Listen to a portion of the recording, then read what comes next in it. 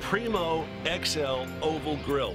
This is the only ceramic grill made in the U.S., and better yet, it's only made a couple of hours away from us, just down in North Atlanta.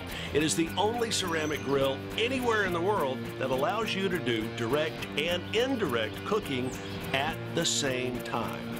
Let's get started.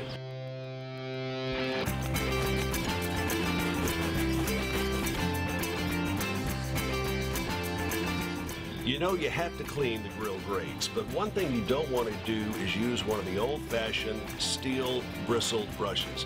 That's bad because these little pieces can actually break off into your grill. You might pick it up in a bite. You don't want that. So here's something new you may not have heard of. What you want to do is take an onion, whack off the bottom, and then just cut it right in half. So take your half an onion, pierce it with a barbecue fork, and use this to clean the grill. If you feel better using a brush, by all means go ahead. Lodge Manufacturing makes a great nylon bristle brush that's perfectly safe. Now, let's get down to the nitty-gritty. Every meat you do on a grill always tastes better with a little bit of smoke flavor. We've got a bunch of my favorites here that we have assembled, and you can take your pick. If you've done this before, you know what you like best. You can have pecan, apple, or cherry. The citrus woods are, generally speaking, one of my favorites. There's also the old standby of mesquite. Of course, you've got hickory and some good old-fashioned oak. Now, when the grill's up to your proper desired temperature, personally, I like about 350 when I'm cooking hot dogs or hamburgers.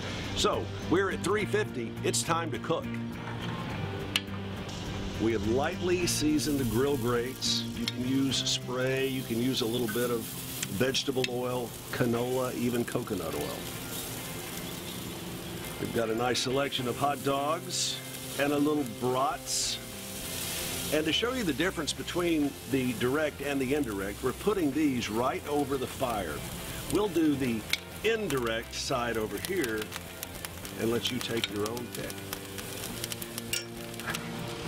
The hot dogs and the brats that we're cooking over the direct heat, they can blister a little bit and leave some pretty good grill marks, but that just enhances the flavor.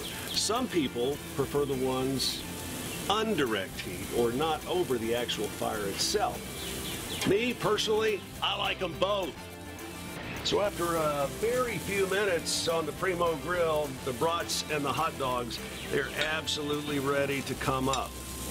And remember, whenever you're cooking any sort of meat on the grill, hot dog, hamburger, all the way up to a filet mignon, the one thing you don't want to do is overcook it. All meat will always continue to cook for a few minutes, even after you take it off the grill itself. Get your buns. I like cutting them down the top as opposed to on the side. Stick on the brat, get a little mustard, get a little ketchup, maybe a little mayonnaise, whatever you like. And of course, don't forget Dale seasonings. It's good stuff. It'll dress up hamburgers, hot dogs, you name it. Try it.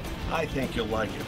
I think I'm going to like this hot dog, so we'll be back with more coming up here over the course of the next several weeks as we find out what's happening with Chip on the grill. Happy summer and bon appetit.